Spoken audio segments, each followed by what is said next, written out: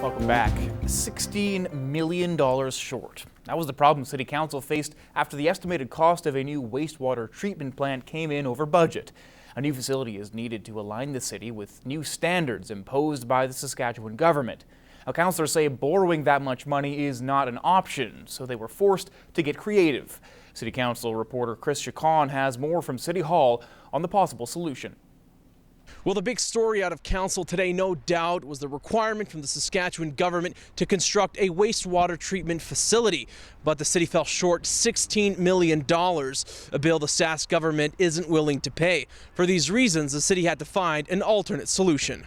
Administration had to get creative. They had to get outside the box and find out what our options were. And one of the options is what was put forward today. Is there a business case, a reasonable business case to enter into a partnership with EPCOR, create a Lloydminster Utility Corp, which would be owned by the City of Lloydminster and EPCOR equally?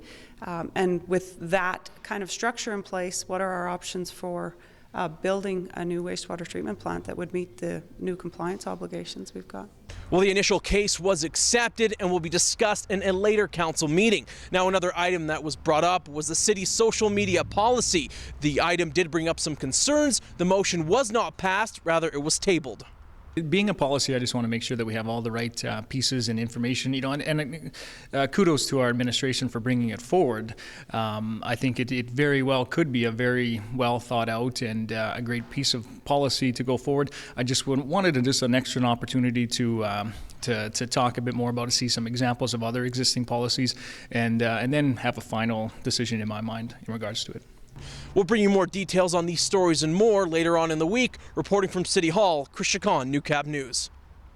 Over Vermilion Lloydminster MLA Richard Starkey was the guest speaker at today's Rotary Club meeting. Dr. Starkey addressed the issue of job loss, decreasing work schedules, and the need to support those affected. You know, this is a time that our government needs to be, especially focused on making sure that, not only is there support for those families, but that they are doing everything that they can to make sure that, the jobs can be created and that our economy is supported. Starkey says the issues affecting Alberta right now are very deep, which could make it tough for the government to provide services. This fiscal year has an estimated deficit greater than $7 billion. Starkey mentioned that policy rather than ideology is what will serve Albertans best. Albertans are tremendously resilient. We've demonstrated that in the past, and we've had challenges in the past. I think that there's a sense that of uncertainty in terms of how the government is going to support Alberta during these difficult times. Dr. Starkey is confident in Albertans as he looks to take a balanced approach to today's problems. Well, the Border City's bravest hit the ice Sunday afternoon for the much-anticipated Battle of the Badges hockey tournament.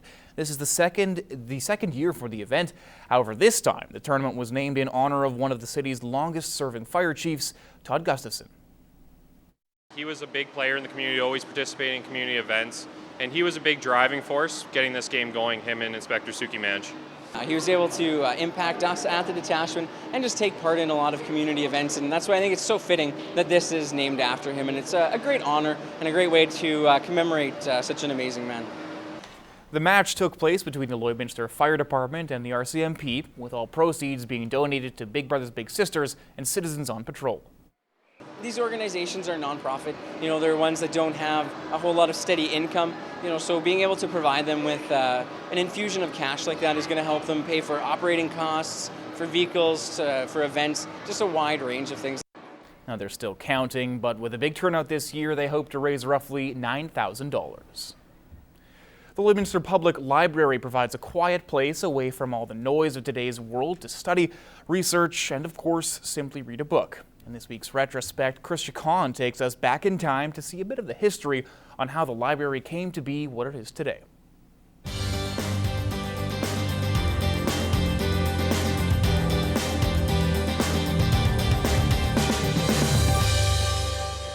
The Lloydminster Public Library will be moving into the Fisher Building. Alderman Richard Starkey was the only one to vote against the motion at Monday's meeting as it was passed. At a public meeting held a week ago, a large crowd appeared to be mostly in favor of the library moving.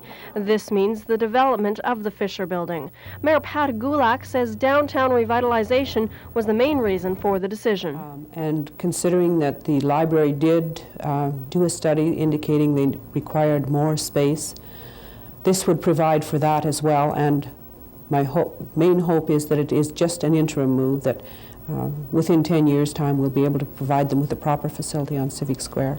Gulak says this doesn't mean the library won't move to the Civic Square in 10 years. That is still the city's plan. We presently have a library reserve, but I think that money will probably be required to do the leasehold improvements in the Fisher Center in order to move the library there. But hopefully by next year we can start to rebuild that library reserve so that in 10 years' time we'll have enough to go ahead with the building. The city's business and economic development coordinator has been working very closely with the developer. Bill Condro says now that they've finished this stage, it's time to move on. We would very much like to see it happen this fall. The Board of Credit Union have asked to be in September or October, and it would be really nice if the library could go in at the same time. I'm not sure that can happen, but it certainly would be within the next month or two after that. Fast forward till now, the library didn't end up making it to Civic Square, but they did find a bigger place. 20-some years later, we did safely move into the Fisher Building, now known as Atrium Center. And with the population having doubled in the intervening years, we're working with our friends at the city to identify better space for the library because city population has doubled, but our space hasn't. After all these years, the library is still providing books and more to the community, as looking for a larger location is still in the works. Well, that's all for Retrospect this week. I'm Chris Chacon.